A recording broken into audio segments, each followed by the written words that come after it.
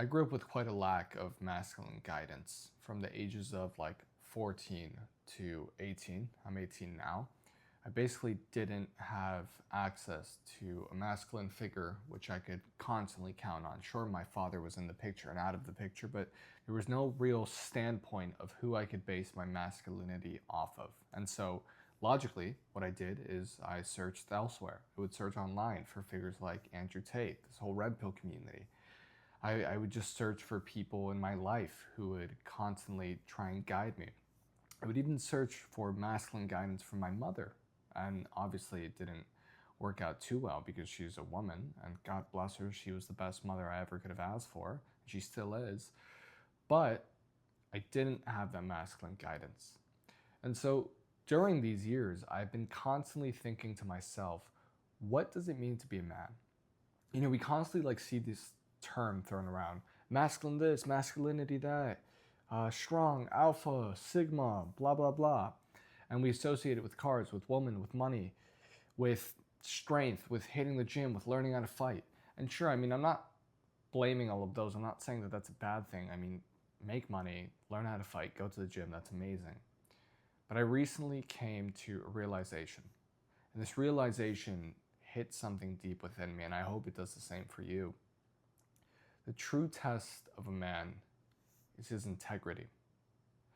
And it sounds generic at first, maybe. You probably heard it before, but I want to dive deep into what integrity means and what it means for you as a man.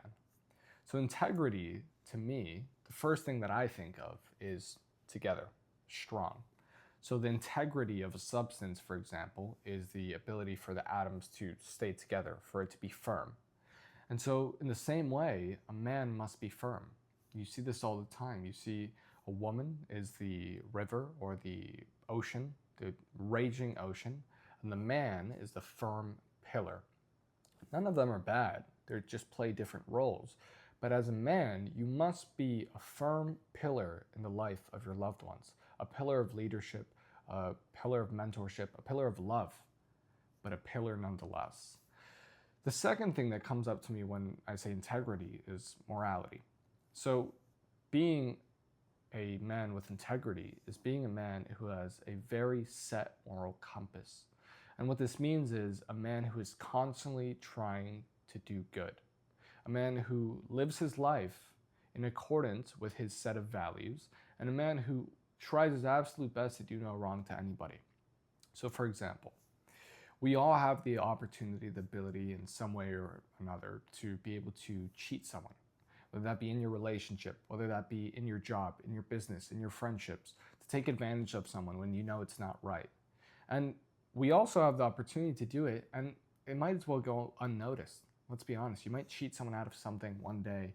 You might lie to your boss about your pay, and nobody will realize. But the reality is you will realize. And when you realize that you have no set of values, or that you had a set of values and you went against it, and that you have no integrity, you can also start to realize that you're not a man. A man is somebody who constantly tries to make the world a better place. Somebody who joins the life of another person, who joins the circle of another person, who integrates himself in the existence of another person, and their value, or their, experience of life increases because of you being there. And so being a man to your family, for example, is being a man of integrity. It's being able to teach your sons how to do right by the world and how to do right by the people around you and by yourself. Being a man to your friends is being able to guide your friends and for them to guide you and to construct together integrity in your friendship to where you can build something, whether that be a business, whether that be anything, honestly, just something that helps the world.